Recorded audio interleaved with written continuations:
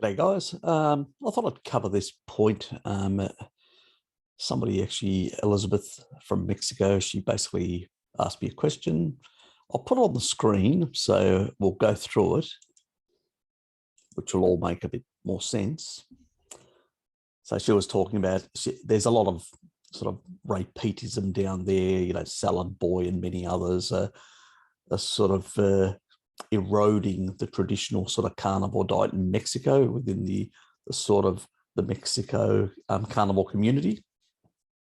Some doctor there blames basically the carnivore diet for some health issue, thyroid issue, or whatever, and not being able to put on muscles.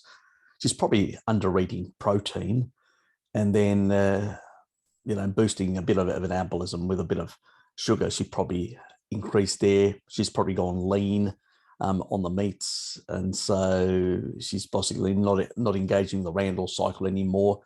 And that's so a lot of these people basically they start adding things and not really considering. And again, as I said, these are N of 1. As I replied to her, said, yeah, the archaeological data populations like Maasai Inuit, modern day carnivores don't eat enough meat and overcook their food, losing the taurine content. So the taurine content, there's a lot of confounding variables. I have no idea what this woman has been doing, adjustments to her diet and stuff like that. So there's all sorts of things. I mean, I even mentioned one person that was basically doing dried beef jerky, ended up with scurvy, basically caused themselves a vitamin C and a taurine deficiency. Because, if you're eating beef jerky, you literally have lost all the fluids. So you've lost all the taurine, you've lost all the vitamin C, which is in those type of fluids, both the intra and extracellular ones within the actual steak.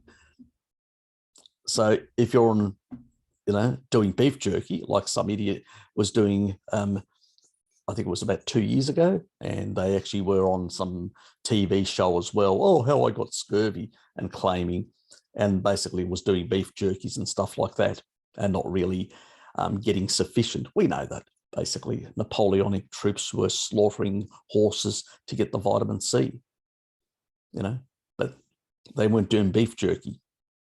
They were basically consuming, a product that basically still had retained sufficient taurine and sufficient vitamin C.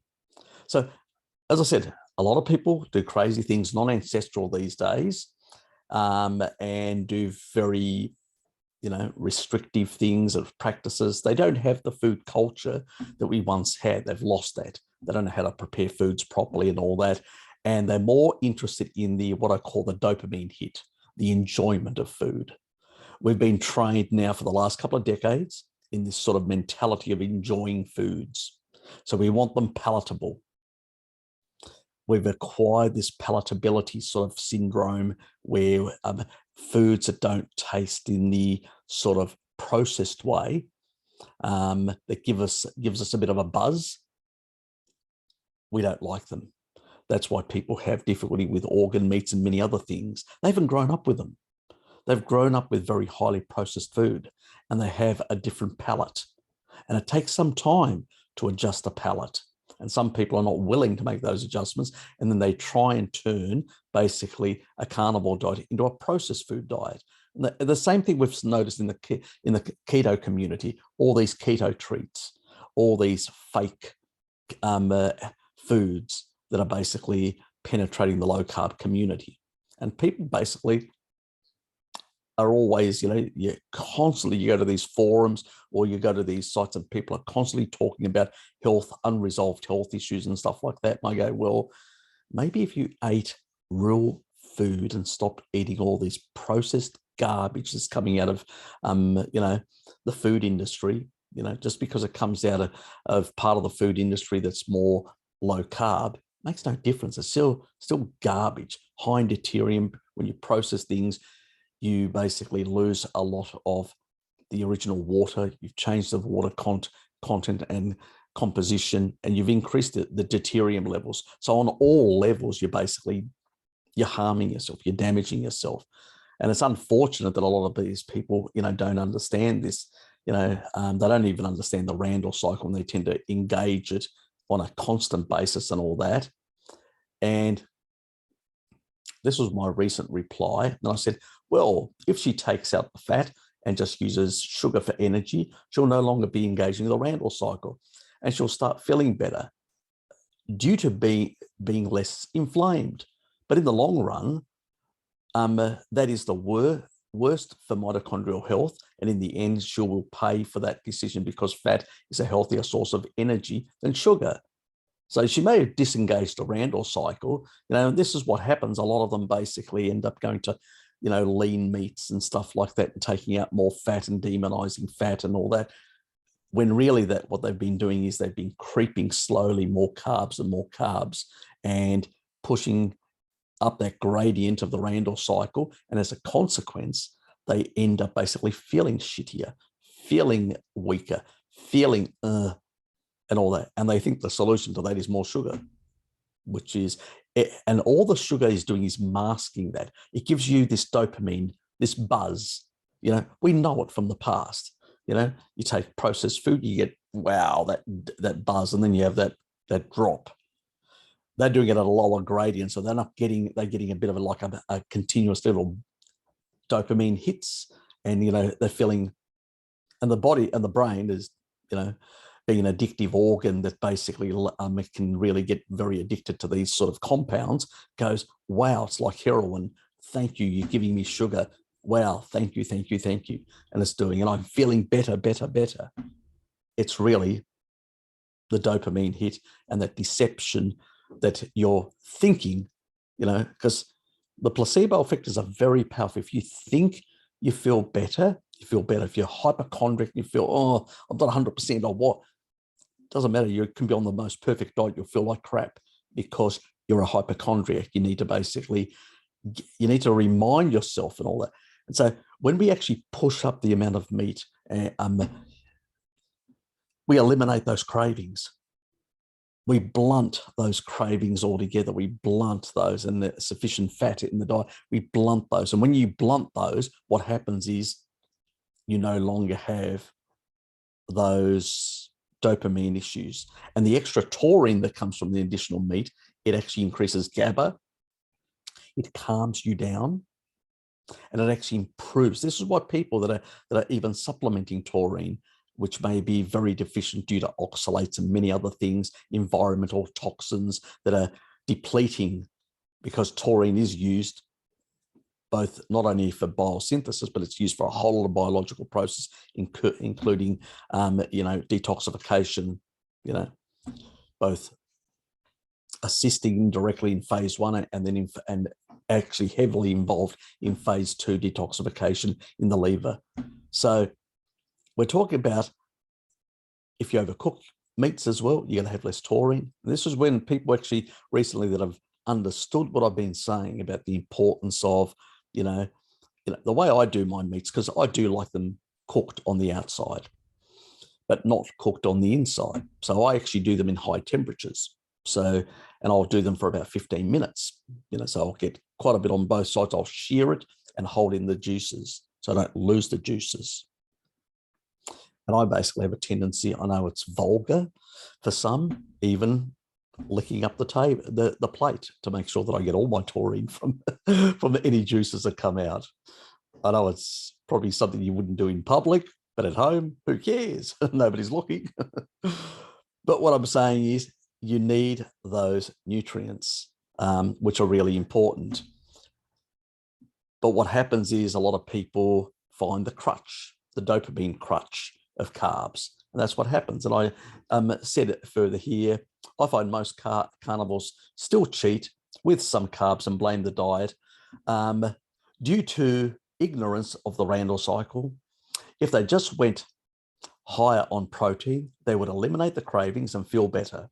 And a number of you guys have done that. You've leaned out and feel much better. But they don't. They just start adding more carbs. And over time, they end up inflaming themselves and then blaming the diet. Saladino did the same. First added honey, then engaged the randall cycle, inflamed himself, blamed fat, then went full Peat by doing by going over to lean meats and sugar. And so by eliminating one form of energy source, disengaged the Randall cycle and now believes fat is bad, when it was his stupidity of mixing sugar and fat that caused the issue. And now basically he is on a repeat diet of lean meats and sugar. And we know what sugar is, a high deuterium source of energy, which over time will damage your mitochondrial density and will harm you in the long run. It's only a matter of time, depending on how, outdoorsy someone is, getting outdoors and depleting deuterium, how exposed they are to their skin and other lifestyle factors that can take longer or shorter depending on the person. But the reality is, in the long run, you can't escape basically damaging your mitochondrial density with inappropriate energy sources in this regard. Better is to basically use fat as your prime energy. It's a clean, it's low deuterium, and it's what we've used ancestrally. The N15 data does not lie. It's quite clear and emphatic. Millions of years of evolutionary pressure and environmental conditions actually made us super hyper carnivores. Just because modern people have got access to sugar, and in the past, even tribal people nowadays, but it's only seasonal to engage the Randall cycle, fatten up for the leaner months. These guys have got a supermarket like Paul and others. They can go and get their little treats every single day. They can also use a lot of alcohol sugars that have mimicking effects and still have that pleasure dopamine hit. And when they don't have that pleasure, they don't feel as good, and they blame the diet. Don't blame the diet for some of your own indiscretions or your misunderstanding and lack of knowledge of the Randall cycle. I'm doing this because basically there's a lot of this nonsense happening. And when you see even Bart, when he did his priming and all that, higher protein and all that, he just blunted all those things. And that's what the others noticed, that blunting effect. If you're also basically, because these people are doing weightlifting, the doctor's doing, Elizabeth's doing weightlifting and stuff like that and whatever, well, you're breaking down tissue. You've got to get enough protein in. Unfortunately, people don't. They don't do that and then blame other things. Even the old bodybuilders knew that. You basically packed in. If you're doing, you're lifting weights, you better start packing in, that protein, or otherwise you're going to be struggling. This is the problem. People are so fixated. Oh, let me have my supplement. Let me have my basically powder or this. Oh, I can't be bothered eating now, but I'll go and hit the gym and really work up, but not get enough of the nutrition that I need for my body, and then overtrain as well. They do all these things because they just don't understand it. It's just more is better. There is no logic to it. I think to a large extent, what has actually happened is in the past you had people that basically did it, that really understood it, that worked and exchanged information and really worked out a lot of this. That knowledge has sort of been lost. And now we've got all this bullshit supplemental science, because that's what it is, just bullshit, and people hitting the gyms who are completely ignorant about a lot of things when it comes to physiology and how to do things, and literally getting themselves into all sorts of trouble, and then blaming other things other than their own ignorance in the way they do things. Yeah, it's just constant, absolutely constant stuff, and it's the reality. It's like even the people that will do a bit of carnivore-ish, but throw in a whole lot of other crap and then blame the diet. And this is, we've seen it with Salad Boy. We've seen it with a lot of people.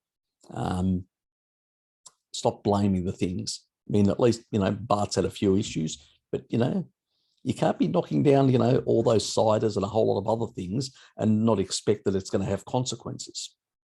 You're engaging the Randall cycle. He's well aware of it, like I am when I do it. and I feel like crap the next day. Well, I'm not going to blame the carnivore diet. I'm going to blame exactly those 8% ciders that I had 4 or 6 of those in a small session. Yeah, I'm going to feel like crap the next day, aren't I? Oh, it's the carnivore diet. No, it's not the ciders. No, it's not those. Give us a break.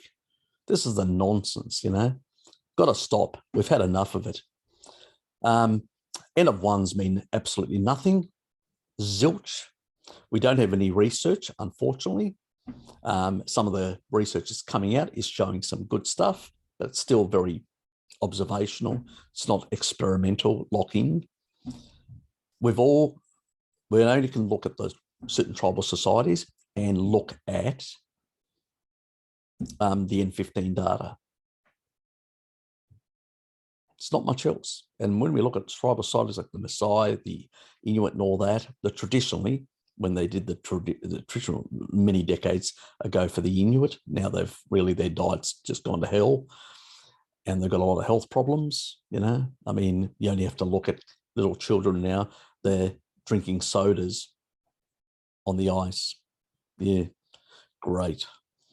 And these are a lot of the problems. People in the Middle East that used to be consuming camel milk and other things like that, very nutrient-dense foods.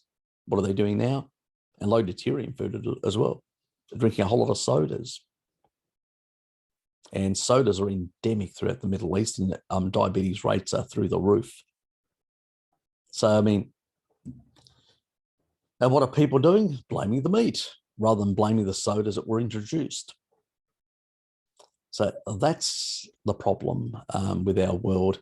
It's easy to blame something else and not look at what were our ancestors really doing, And we've got some research from George V. Mann. We've got a number of others, Stefansson and many others, that lived amongst these people, recorded what they did. Stefansson even came back and did an experiment showing quite clearly that, and that was actually, he was locked into a hospital for a period of time. Then he was basically supervised, coming back and forth from his home to his hospital, and people kept track on him, and a lot of reporters as well, and many others. And basically, no scurvy, him and his partner. And the only time that they had a bit of health-related sort of gut issues and stuff like that was when they cut out the fat and they gave them very lean meat, and they ended up with basically rabbit starvation symptoms. And then they put back the fat and they were fine. So they just basically, they proved that rabbit starvation is real, and it does happen. And it was actually recorded by doctors. But at the same time, these people were locked in for a whole year, no scurvy, no issues, and very healthy. When people thought, oh, these people are going to die or something, they couldn't believe what really the Inuit were really eating over multiple generations. So it's nonsense. But the problem is these people kept it clean. They ate a carnivorous diet. They didn't basically add a whole lot of junk food, alcohol, sugars, and other type of treats that many carnivores do, or alcohol or anything else. So don't blame your own indiscretions for not feeling completely optimal when you basically, create low-grade inflammation by creating a low-grade activation of the randall cycle, because that's what you're doing. We've told you this multiple times, me and Bart and a number of others who understand the randall cycle. Unfortunately, many people still blame the diet rather than their own behavior. Take responsibility. Simple as that. It's not hard in that regard. But if you're going to be engaged with the randall cycle, understand that is going to create a problem. Now, obviously, you can ameliorate it slightly. I usually ameliorate it with, a number of things like B vitamins to detox a bit faster, taurine, which helps with detoxing faster, exporting the fat out of the liver with a bit of additional choline going up to 2 grams and things like that. So yes, I do have a protocol for, dealing with the damage that I just did, but I recognize it and I've come up with a solution for those occasional indiscretions. But I don't sit there blaming the diet. I blame myself for basically overdoing it occasionally and then ameliorating it to some extent with the things that I do. And taurine also helps in another respect. I usually go a bit higher now because it does also blunt the level of blood sugar as well in the system. So it actually forces quicker clearance out into fat storage in that regard. So it can turn more of that sort of the polyol pathway into fructose, and then that into basically fat, and then stored away, so you can get it out of the system quicker and lower the blood sugar level in that regard. So this, it's a cheat. Yeah, I know, I understand, but I recognize that. I don't sit there talking bullshit. I basically recognize my indiscretions and then give you, because I know you're human and you're always going to fall off the wagon occasionally as humans, and I give you a solution. We live in a food environment that is very toxic for most of us. If we were in a tribal society, very isolated away from this food environment, you just don't, it's not available. You just basically eat what's available. And that's what we did. And we're designed to seek out energy as much as possible, because in our natural environment, it was limited and you had to work really hard to acquire food energy. But now it's so easy. And that's the problem, having to fight those urges, the urge being close to the fridge. All you guys know what I mean, So we are all susceptible to these things. But let's, keep it, let's be serious about this. We understand. Down deep, we all understand. It's very easy to basically blame something else and move on and come up with some other things. Now he's getting his dopamine hits with his sugar and his lean meats. And basically, like all the other carb addicts, because that's what they are, sugar addicts, sugar has been recognized as more addictive than cocaine. They've done experiments even on rats. It won't touch the cocaine. It'll always go to the sugar water. It's more addictive. It had to be, because in nature there was very limited sugar. And you had to, when we're in these interglacial periods where the animals, because it's a bit warmer, the animals become leaner, they've got less fat, you have to engage the randall cycle in order to fatten up, to create enough energy stores for the winter. It's an imperative of survival. That is why it became so built into us, the urge to engage the randall cycle. You don't see it in the chimps. They don't have it because they don't need it. But that's another reason why they're less successful in moving, because they can't store sufficient fat to have the capacity. I mean, the males only have a percentage in terms of body fat of 0.005, which is next to nothing. So these are the sort of things I'm trying to explain to you guys to understand those differences. So when people use those arguments, tell them to go up themselves because they've got no idea. We use the randall cycle in this interglacial period to basically facilitate the production of additional fat storage as an energy in leaner times. But in the modern world, with all our cheats, we keep on engaging it for far longer, and in many cases, those on the kibble standard kibble diet continuously engage it every couple of hours, and this is why we have this excessive obesity epidemic. It's not accidental. Our physiology is conspiring against us, unfortunately, and it takes a lot of discipline to basically manage that. And the only way to do it is to blunt it. And we know when we go higher protein, we blunt it. So when we don't fear animal fats and protein, and we consume sufficient to satiety, we blunt those cravings. And as long as you keep the stuff out of your home, you good to, you'll be better off in the long run. Anyway, that's my rant for the day on what's been some of the views out there in the carnivore community that we have in regards to their indiscretions and lifestyle choices, and then blaming the diet. So that's my take on it. I hope it was informative for you and your friends, your family that are on this journey with us. Anyway, see you.